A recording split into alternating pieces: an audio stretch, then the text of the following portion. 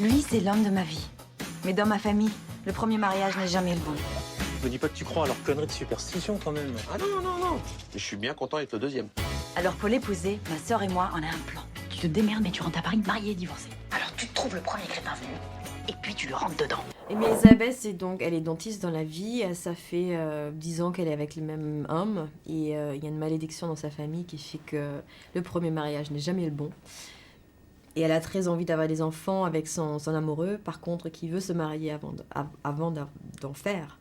Et donc, elle décide de se marier avec le premier venu pour divorcer. Et voilà. Mes grands-mères, mes tantes, mes cousines, toutes les femmes ont dû se remarier pour être heureuses. C'est notre malédiction.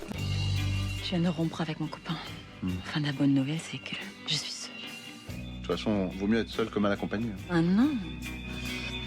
Vous me mettez le doute là. De Danny, c'est au départ, en fait, c'est un homme qui a peur des femmes, quoi, et qui a encore plus peur d'une femme comme Isabelle, quoi, quand elle est aussi belle et aussi forte que Diane Kruger. Donc c'est quelqu'un qui, au départ, peut-être par peur, est un peu peut presque paraître un peu stupide, quoi, mais il a parce qu'il a des réactions bizarres.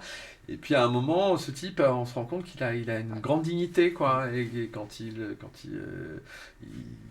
gagne au fur et à mesure du film, et voilà, c'est un personnage aussi qui a de l'imagination, qui a de la fantaisie, et elle va s'en rendre compte aussi au fur et à mesure. Il arrive voilà, à être c'est charmant. ça, ouais. Beaucoup de charme, Beaucoup de charme à la fin. Jean-Yves, venez voir. Alors Ça va. Tu te rends compte de ce qu'on est en train de faire là? Oui. La force de Jean-Yves, c'est quand même d'amener cette fille dont vous venez de parler dans des aventures incroyables. Je sais pas si c'est ça qui vous a séduit à la lecture, c'est que c'est un aventurier malgré lui, en fait. Ouais, oui, exactement. C'est vrai qu'il est très aventurier, Jean-Yves. Mais non, ce qui est drôle, c'est qu'il se met dans des situations... il est un peu tête en l'air, quoi. Il aime découvrir, il aime rencontrer, mais il n'est pas très prudent. Ça m'a ouvert l'appétit tout ça, je meurs de faim. Je vous laisse l'œil là de chèvre. Pas de chichi entre nous, allez. Alors, c'est un malade. Ça c'est rien d'autre qu'un gros chaton, tu vois. T'as pas eu peur, toi? Ah non, je te jure. Faut y aller là.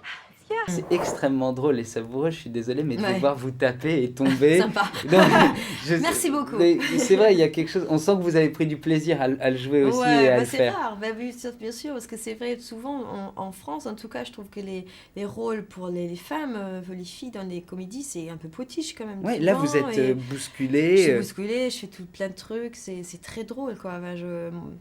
C'est sympa de lâcher, quoi. Mais je l'embrasse pas, je fais rien. Non. C'est PG-13. Non, je pense que c'est... Il y a la possibilité d'avoir des scènes où il n'y a pas que du dialogue, où effectivement le corps devient un élément essentiel du rire. C'est génial. Tout à l'heure?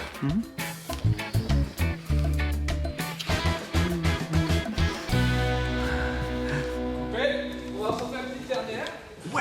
Oui, Parce qu'il y a un côté guignol, même mime, parfois, il peut décomposer. c'est une chose que j'adore Voilà. chez lui, c'est aussi cette capacité à faire du comique visuel, quoi. Il a ce truc des clowns, voilà, je parle d'un acteur comme Jim Carrey, je trouve qu'il peut avoir ça, quoi. Et puis il a peur de rien, quoi, Danny. C'est-à-dire que c'est tellement d'acteurs ont peur d'être ridicules ou sont trop conscients de ce qu'ils font. Danny, c'est un acteur qui, voilà, il s'abandonne et il y va. Et puis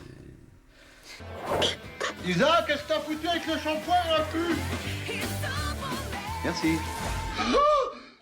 Mais moi, j'aime bien des films genre à la Bridget Jones, des rôles qui sont très loin de moi-même dans la vie et qui sont aussi, je sais pas, drôles parce qu'à un moment, ils croient en quelque chose et ils foncent sur quelque chose, quoi qu'il arrive. Je lui fais les pires horreurs. Et lui, il me regarde avec ses yeux de labrador. Comment j'ai pu croire qu'une fille comme elle s'intéresserait à un type comme moi? Je dois être un petit peu con.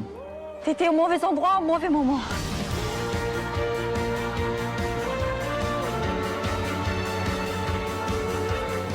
On se laisse emporter par la joie, la légèreté. J'aimais beaucoup dans le scénario, justement, le fait qu'on voyage. Le film est très beau. C'est rare aussi pour les comédies. Il y a un vrai soignage d'images.